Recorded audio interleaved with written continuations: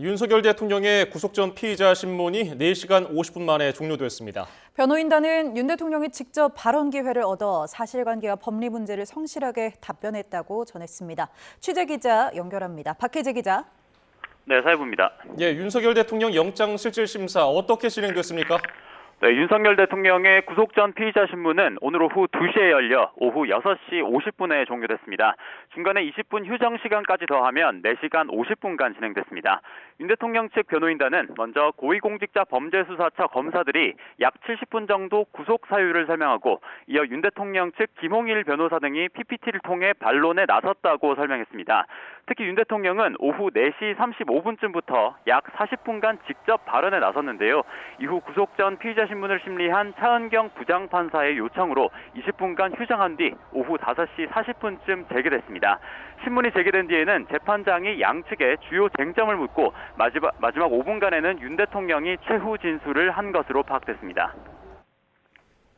네, 윤 대통령과 공수처 양측에 어떤 견해 밝혔습니까? 네, 윤 대통령 측 윤갑근 변호사는 신문 종료 후 기자들을 만나 대통령이 직접 사실관계와 증거관계, 법리 문제를 성실하게 설명했다고 밝혔습니다. 또 공수처가 구속 사유로 밝힌 재범 위험성에 대해서는 말도 안 되는 주장이라면서 계엄 해제안이 의결된 이후 즉각 군을 철수하는 등 법 절차에 따른 점을 강조했습니다. 공수처는 말씀드린 것처럼 윤 대통령이 전형적인 확신범이라며 재범 위험성 등을 강조한 것으로 전해집니다. 법원의 양측 의견을 토대로 오늘 새벽 무렵쯤 결론을 내릴 전망입니다. 공수처 수사팀 차량이 지지자들에게 막히는 일도 있었죠? 네, 그렇습니다. 조금 전 서울 서부지법 인근에서 발생한 상황인데요. 네, 지금 보고 계신 영상이 서울 서부지법 인근을 촬영한 CCTV 영상입니다. 보신 것처럼 도로가 통제돼 있고 시위대 인파와 형광색 옷을 입은 경찰이 뒤섞여 아수라장이 된 모습 볼 수가 있겠는데요. 이곳에서 법원을 떠나려는 공수처 수사팀 차량이 시위대에 막혀 나가지 못하게 된 겁니다.